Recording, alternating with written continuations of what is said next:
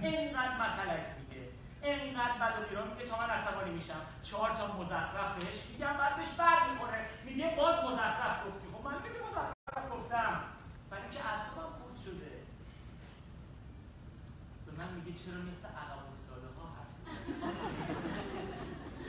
من زبونم یه ذره میگه، متوجه؟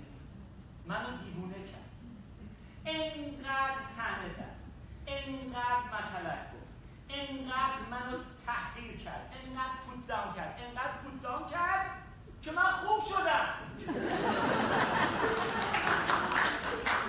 از ترس خوب شد. مرتب سر بچه ها مثل سگ ازش میترسن، نمیخوان، اصلا نفسشون تو خونه بالا نمیاد جلوش. وای اگه بچه‌ای بخواد یه کاری بکنه، مثلا یه اسنک بخوره، جان فودی بخوره، نمیدونم یه سیگاری بخواد پورت بزنه به سر بزرگی، بله،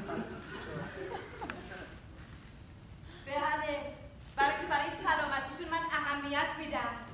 خانم دکتر، من خوشم نمیاد که این زبونش میگرفت. حالا خداییش قبل از اینکه عروسی کردیم برام یه خود کیوت بود، ولی نه که وقتی بچه دار شدیم من دوست نداشتم که بچه‌هامون از این یاد بگیرن فکر کنن که اوکی بد صحبت کنن. By the way، به خاطر ترس من نبود که لوک نتت خوب شد رفت اسپیچ تراپیستی، به جای تشکر مسخره میکنه.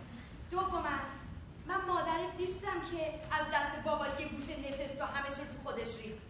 مامان خودم هم نذاشت هیچ وقت بابام که آدم زورگو و عصبانی بود بهش هیچ وقت زور بگه. 100 دفعه بهت گفتم میخوای عصبانی نشم حرفامو گوش کن. My God، ایزی. بهت گفتم پول ما رو تو اجازه نداری بدون اجازه من بری به این نفر قرض بدی. دوباره 2 هفته پیش رفت به اون دوست لوزرت قرض دادی. فکر کنی من نفهمیدم؟ اصلا خانواده ما زندگی مثل برنامه‌ریزی نداره خانم دکتر. اصلا یه جورایی دیگه بهش اعتماد ندارم. احترامم هم داره براش کمتر میشه و از بین میره. به خدا اگه این 3 بچه‌مون نبودن من فوری با این طلاق گرفته بودم.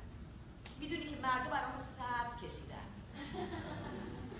اون مردایی که برای تو صف کشیدن یا کورن یا کرن یا خرن.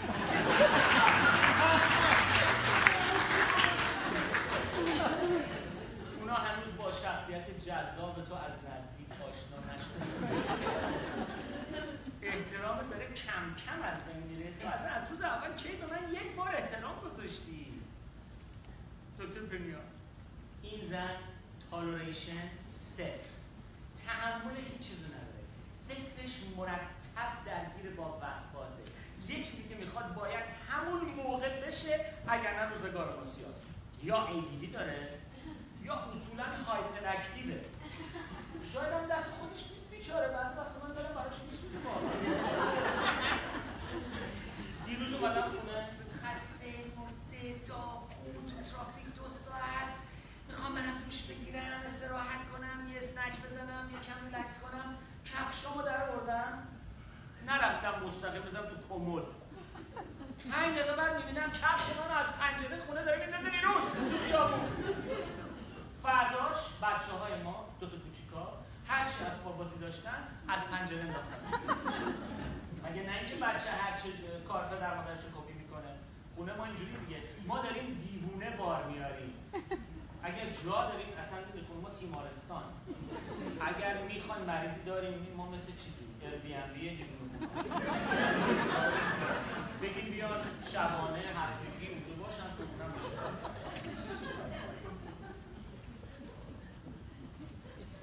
باقیشم میخوای بگی؟ آره، چون که روانشناسا گفتن که مهمترین دلیل طلاق ازدواجه. اینقدر پرت و پلا نگو. 100 دفعه من بهش گفتم خانم دکتر که تربیت بچه‌ها با مادره. قانونا رو من میگم، این باید اجرا کنه.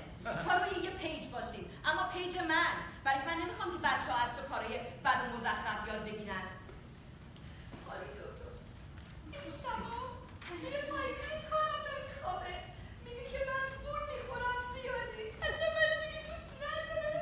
اصلا اپریشیتم نمیکنم.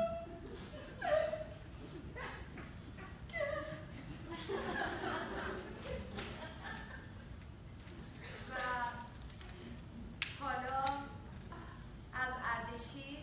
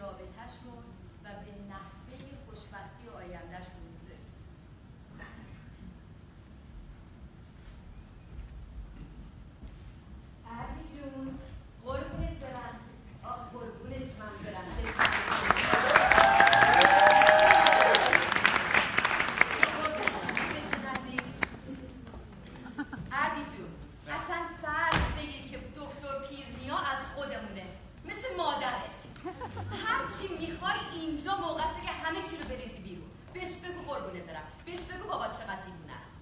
بگو قربونه. من دیوونم؟ تو خونه ما بین من و تو من دیوونم؟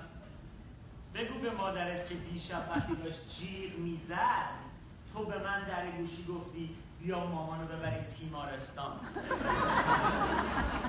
حالا هر دو تاتون دیوونه. خانم دکتر من گفتیم 72 ساعت گفتیم 72 ساعت میتونین کلاینتاتون رو حبس کنید تو بیمارستان. لطفاً سیروساینای بیمارستان درجه 1 هست. این دوتا رو ببر اونجا خطرناکن. تربیت مثل مادرت بی تربیت نباش، از این حرفای زشت نزن جلو مردم و جلو خانم دکتر. جد و آبادت بی تربیتن. خودت تا 7 تا خیابون صدات میره به بچه میگه درست حرف بزنه. اصلا بچه هم میخواد داد بزنه، میخواد جیغ بزنه، میخواد از حق مادرش دفاع کنه. قربونت برم جیغ بزن، داد بزن. I don't want to defend anybody anymore. با شما فقط منو میدونین چجوری وسط بذارید. این دوتا اصلا منو دیپرس کردن. دیپرشن، دعوا، داد، جیغ، زدن، اصلا قاطی کردن. خیلی معذرت میخوام، تو پسر من خیلی دوست دارم ولی تو خیلی وقت پیش قاطی بودی. اینم به مادرت بیا بشین پسرم، عصبانی نشو عزیز جان. تو اشکالت اینه که تمام وقت تو داری روی فیسبوک و تکست و نمیدونم این خانم دکتر این چیزا تو گوشش با اینا میخوابه اصلا. بعدم اون یکی چیه که اینقدر عکس غذا روش میذارن؟ اینستا چیه؟ اینستاگرام. از صبح تا شب خانم دکتر رو اینستاگرام لایک آن دیوونه کرده ما رو. یک بار من ندیدم یک کتاب این پسر بگیره دستش دو تا کلمه چیزی یاد بگیره. اتاقش هم که قربونش برم اینی که هوریکین ماریا اومده همین خودش رو تو اتاق خودش نمیشه پیدا کرد. شلختگیش که به خودت رفته. خداییش هم خانم دکتر واقعا خیلی شلخته است. تو این ریش و پشمایی رو صورتش هم این حرف منو گوش نمیده. شما تو رو خدا بهش بگی خودشو شبیه تروریستا کرده. من اصلا نمیدونم این با این ریختش چجوری میخواد زن بگیره. میگه خره که زن بگیره.